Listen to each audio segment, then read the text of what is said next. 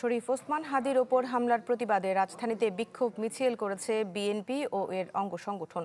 এ সময়ে বিএনপি নেতারা বলেছেন, হাদির ওপর হামলার গণতন্ত্র ও স্বাধীনতার উপর আঘাত এনেছে। বলেন, কোনো কিছু হলে বিএনপির উপর দোষ চাপানো ষড়যন্ত্র ছাড়া কিছু নয়। শুক্রবার নির্বাচনী প্রচারণার সময় দুর্বৃত্তের গুলিতে গুরুতর আহত হন ইনকিলাব মঞ্চের আহ্বায়ক ওসমান হাদি। এর ঘটনায় বিক্ষোভ সহ নানা কর্মসূচি পালন করছে রাজনৈতিক দলগুলো। হাদির উপর গুলিবর্ষণের ঘটনায় রাজধানীতে বিক্ষোভ মিছিল করেছে বিএনপি ও এর অঙ্গ সংগঠনের নেতাকর্মীরা। বিক্ষোভ পূর্ব সমাবেশে বিএনপি নেতা রুহুল কবির রিজভির অভিযোগ, যে কোনো কিছু হলে বিএনপির উপর দোষ চাপানো ষড়যন্ত্র ছাড়া কিছুই না। এই মহা মাস্টার প্ল্যান, এই মহা পরিকল্পনা তারা করে চট করে অভিযোগটা যাতে চাপানো যায় বিএনপি নেতার বিরুদ্ধে, এইভাবে একটা চমৎকার ষড়যন্ত্র তারা করেছে।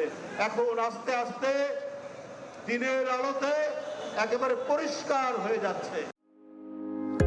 হার্টের যত্নে বিশ্বসেরা ক্যানোলা তেল এখন বাংলাদেশে। খোলা পানিতে যারা মাছ শিকার করতে চায় তাদের সাবধান হওয়ার হুঁশিয়ারি দেন বিএনপির স্থায়ী কমিটির সদস্য মির্জা আব্বাস। অভিযোগ করেন, ঢাকা মেডিকেলে মব সৃষ্টিকারীরা বিশেষ একটি দলের লোক।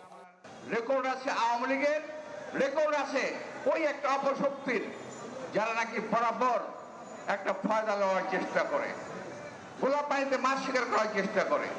আসল ঘটনা বেরিয়ে আসুক, আসল দুর্বৃত্তরা সাজা পাক, এই দেশের মানুষের সামনে বিশেষ একটি রাজনৈতিক দলের মুখোশ উন্মোচিত হোক।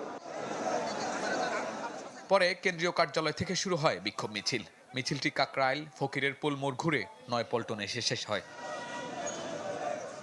শাহনেওয়াজ বাবলু, চ্যানেল 24, ঢাকা।